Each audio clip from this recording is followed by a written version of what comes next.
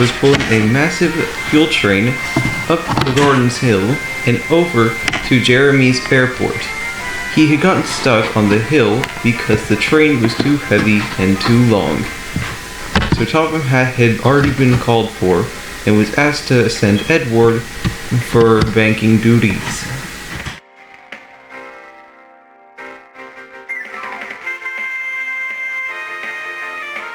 Edward, said Sir Topham Hatt, I need you to go help James on the hill.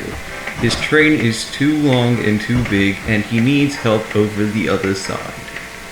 Yes, sir, said Edward, as he puffed away to go help James over the hill.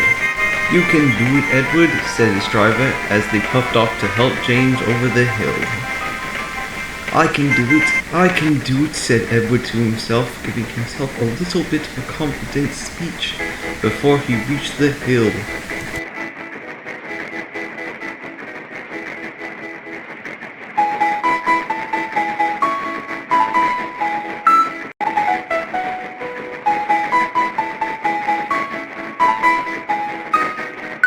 Remember, Edward, said his driver, the train is very long and heavy. So when you get there, be prepared to have a bit more force when pushing the train up the hill.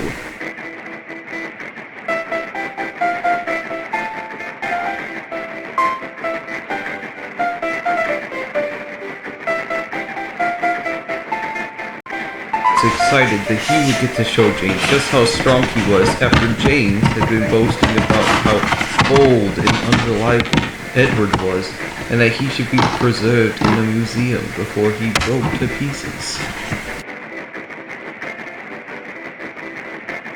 Good old boy, said his driver, as he gave him some more encouragement before they reached the top of the hill, where they would meet James and give him a push. Soon, Edward had reached the station right before Gordon's Hill. Edward was going up the hill right next to James to let him know that he was ready to start pushing the train up the hill.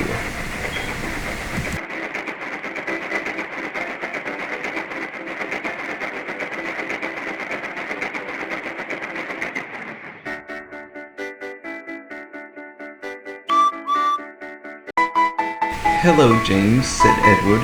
I'm here to push the train. Oh, Edward, thank goodness you're here. I've been stuck on this hill for so long that the train is so heavy. Please help. Yes, Edward said, as he went back down to get ready to push the train.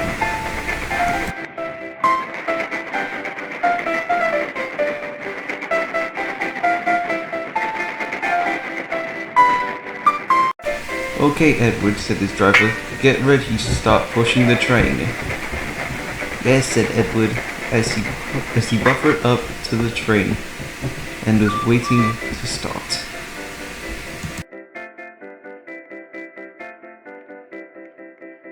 Soon, Sir Topham Hatt had arrived and was giving James orders. James, I want you to wait here until Edward gives the signal to start pushing. Yes, sir, said James, as he waited for Edward to give the signal. Soon, Edward had given the signal and was getting ready to push, but the train was heavier than he thought and he started to slip and slide on the rails as he used all of his force and efforts to start moving the train slowly but carefully up the hill.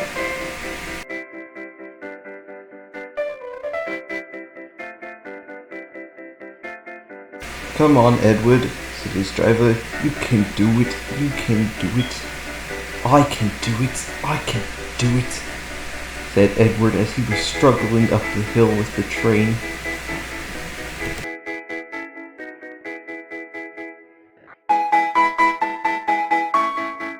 Slowly but steadily, he slowly made his way up the hill with the train. Wheel turn by wheel turn, he felt the train move just barely. And soon, he started feeling it go a tad faster and faster with each puff, but he never gave up, even though he hurt and his wheels ached. he kept on knowing that he would help James over the hill at last.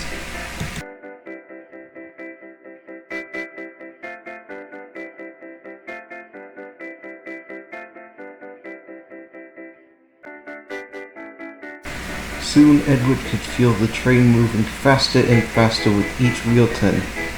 Though he struggled, he felt he was going to make it. As he puffed over the hill, he started feeling the train going faster and faster, until, before he realized it, the train was moving faster than it had before and he was puffing over the other side of the hill.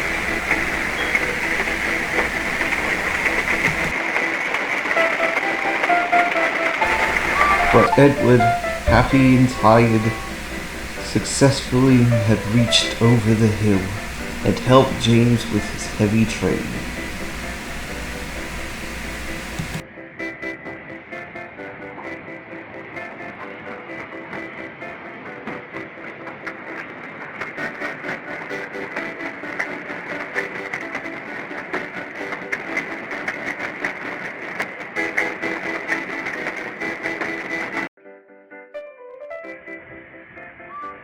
But now Edward was tired and was going to the sidings for a rest. He would also take on some water for the long journey home. But none of that mattered now, because all Edward knew was that he had finally proven to himself that he was more useful than James had thought, and he was not, indeed, old and unreliable. "Well done, Edward," said his driver. "You really today have proven that you are indeed really useful." "Thank you, sir," said Edward to his driver.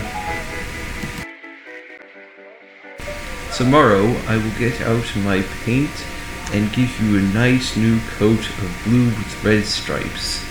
Then you will look like the smartest engine in the shed." "Oh, thank you, sir," said Edward. "That really means a lot to me."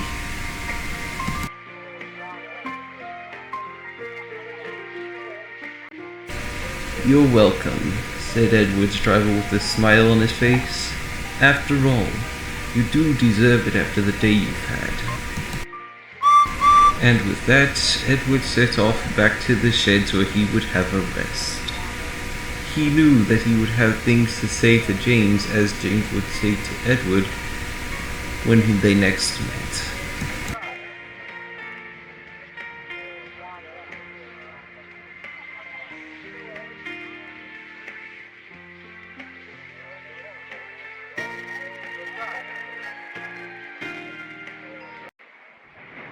Later, Edward was heading back to the sheds after his long day.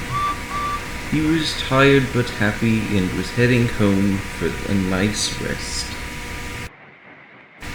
When he arrived, everyone was asleep, all except James, who was still thinking about what he had said about Edward earlier. "I'm sorry," said James. "I shouldn't have called you old and unreliable.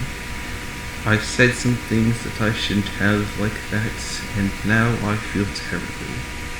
I'm sorry for that, Edward." "It's okay, James. At least now we all know that even if we're young, old, or in between, we all are indeed really useful engines." And that is the whole story. The end.